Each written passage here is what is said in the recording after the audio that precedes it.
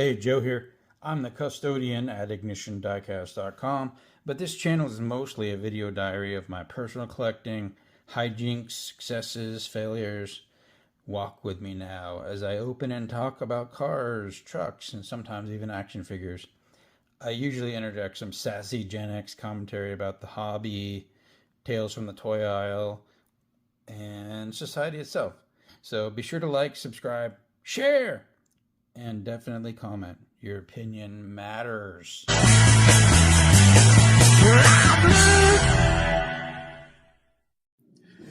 Good morning, diecast people, friends, family, channel viewers, and such. This is going to be a long video, so I think I'm going to piece it together in multiple parts because I made an outline. I have like 5 things to go over with you. The first and the least important is the bottom 15, like the 15 most unpopular cars of 2025, which is now a feature at ignitiondiecast.com. Some smart aleck bought some cars which threw the statistics off. Like 3 of those cars now are no longer in the bottom 15.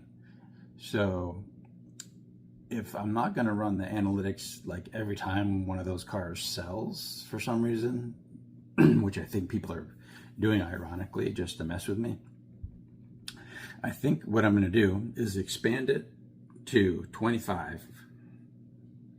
So it's no longer 15, it's 25. It's the bottom 25 cars of 2025. And then as the year turns, or as we start to get to 2026 cars, we'll begin that list also. But the big change is that I'm not going to base it on sales analytics, like which are the 2015 or 25 worst selling cars at Ignition Diecast. It's going to be more like subjective. When I'm out, I don't order bulk from distributors anymore. I just take my chances on the pegs like everybody else. And there are cars that I see all the time because nobody buys them. They're just like hanging there, completely neglected. So kind of like a dog catcher that goes along and rescues all the dogs that are neglected and unwanted. I'm gonna buy whatever car I find in the wild off the pegs, limit to maybe like four per trip, 4 per day, so I don't wind up wasting a whole bunch of money on these stinker cars. And just like buy 2 of the car that's the most common, and then 2 of the car that's second most common in whatever store I'm at. It's probably going to be like a Walmart or Target because they have a bigger selection.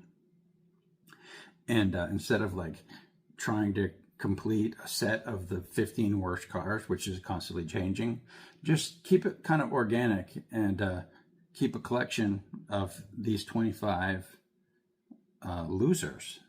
And I'll have the most of whatever's most common, and I'll have the least of whatever's less common. But all 25 will be like cars that are incredibly unpopular this year. And the criteria, there's got to be 2 different colors, no licensed cars, strictly fantasy cars, things like that. So stay tuned for those changes at Ignition Diecast. And once I fill those 2 boards with these lame-ass cars, I'll show you what it looks like. Secondly, I was watching this show last night, The Pit, with what's that dude's name? The guy from ER.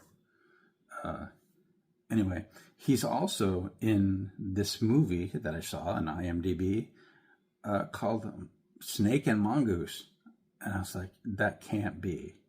They made a movie about Don Prudhomme and Tom McElwain, I think their names are. They made a movie about Snake and Mongoose, and there's even like mentions, and there's like a tie-in with Hot Wheels in the movie. And this was way back in 2013. Completely missed me.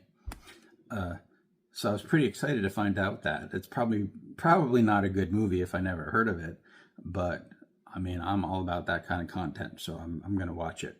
And what's really cool is you can watch it for free on YouTube. There's a link in the description of this video where right now, the things come and go from YouTube a lot based on licensing, but right now you can watch this whole film for free on YouTube. It's amazing. So it's show and tell Sunday, and traditionally I show you some stuff. So let me show you some of the new boxes. I've kind of freed up my collecting approach and mentality. I'm not so much a completist anymore. I just have like specific casting boxes or like catch-all boxes in the Matchbox in Hot Wheels realm. So first, let me show you these 55 Bel Air gassers. I've acquired a couple more since we last spoke, but also I've kind of freed up, like I said, my approach to all this, and rather than being a completist and trying to get every single example of every casting, or at least the casting that I collect, I'm just going to be like a 10-year-old, because I think that's more fun. And when I was 10, there was no internet, so there's no database to look up like how many different versions of a particular car. If I just saw one, I grabbed it. Back then, I did a lot of trading with my neighbors and stuff, but now I'm just gonna like avoid the big dollar cars, because like expensive toys are not really where I'm at. I don't really glean any self-esteem or see that as an investment in any way, so I avoid it. So since we last spoke, I acquired this gray one, which is the first one, and it came in 3 color variants. Here's the gold one from that first release, and man, I hope I don't dump these. A black one from the same era, and then an orange one from the Heat Fleet. This is Heat Fleet. Cool orange.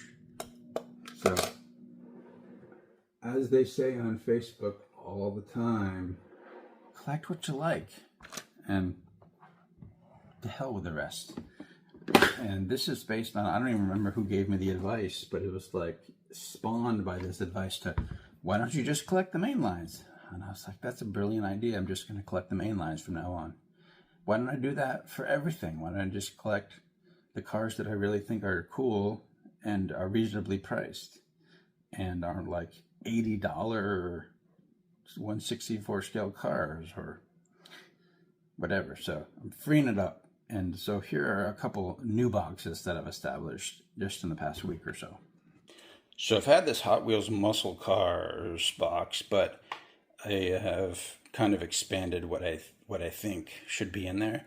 Hot Wheels Hot Rods. I used to have a Hot Rods box, but I thought, hell, it was kind of fun seeing those cars and grabbing them. So I'm going to grab those from now on. And then miscellaneous super hypercars. I do collect Koenigsegg, Lamborghinis, and McLarens, but things like, I guess, Ferraris eventually, Paganis, things like that. Even if they're electric, they'll go in that box. So let's take a look inside these boxes. Dixie Challengers, some Roger Dodgers, Muscle Tones, some Custom Autos, Fast Fish, Drift and Brake.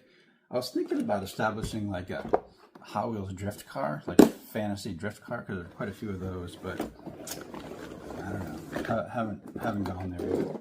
And here's the other side. Muscle and Blones are kept in there. The Revenger, which is fairly new. Boulevard Bruiser, I guess that's called. Those two 454 Overboard or something like that. And what are those? I don't even know what those are on the bottom off the top of my head.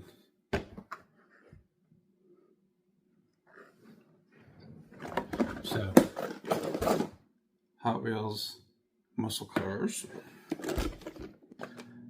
Hot Wheels Hot Rods, and this is a fun one. This is stuff that I kind of like have always thought was pretty cool, but have passed up. And we got 2 sides. So let's look at this side. Oh, we got the straight pipes and Risto Rad and what's that thing called? That drag racer? I'm not sure. the holler back. I need to pop a yellow one in there. And a couple 32 Fords.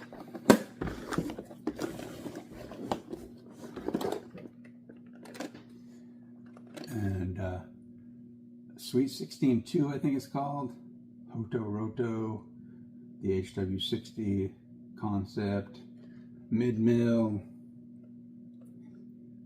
Erkenstein rod, the rigger motor, and the new Model A thing. So it's got a long way to go. I'll probably overflow this box before very long, but it's fun, and I'm all about keeping it fun.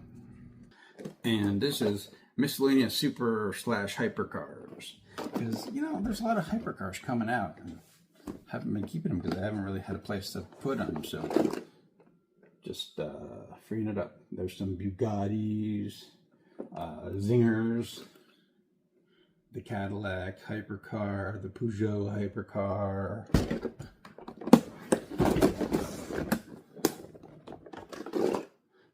The Gordon Murray Automotive offerings, and I think these are more Pagani's, Huayra and Utopia and Zondas, and that's it. This has got a long way to go too.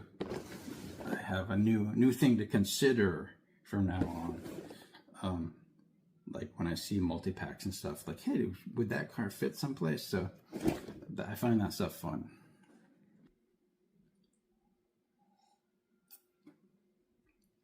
So my 2 cents for the day, which is kind of a rant. It's probably going to ruffle some people's feathers. It's about the gentrification of Hot Wheels. Why is that screen on? And this is inspired by that new 80th anniversary rally case thing. Like when I first saw it, I was like, oh, I might want that. And then I saw the price, $500. Who's going to pay $500 for 16 cars? And what does that say? Well, I know what I think it says about somebody, but what I think people think that means is, ooh, I got one and I'm whatever. Like, I think people think with luxury goods like this that are essentially useless and aren't going to be played with, just put on a shelf somewhere, people think it makes them important or something. I don't even fully understand why people waste their money on things that aren't practical, like things they can like use. Just Rolex watches, and I guess you can use a Rolex watch, but whatever. I always come back to the watch because I don't wear a watch, and I think people who wear big expensive watches are kind of douchebags. I actually think most people are douchebags. Like, they're either like the low end brodozer douchebags or they're like the country club douchebags. Like, I pretty much hate everybody. I guess that's what I'm trying to say.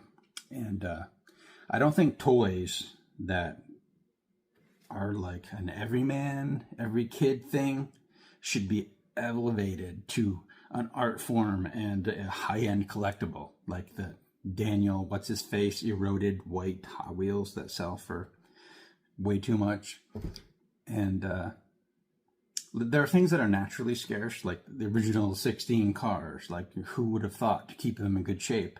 So those are scarce, and they're worth a lot of money, and that's legitimate. But when a company puts out something and they only release 100, and it's $1,200, that's artificial scarcity, and I'm really not a fan of that. Perhaps you love that kind of shit, but you're probably not watching this channel if you are. I like the $1.18 cars. And shit, I like peg warmers. Like, I feel like they need attention. But anyway, I hate everybody, and I hate society. America has rapidly becoming a shithole. And this kind of thing, like this gentrification of every effing thing, is lame. So try to squeeze some fun out of your life if you can, and talk to you on Mondays, Muscle Car Monday. Bye-bye.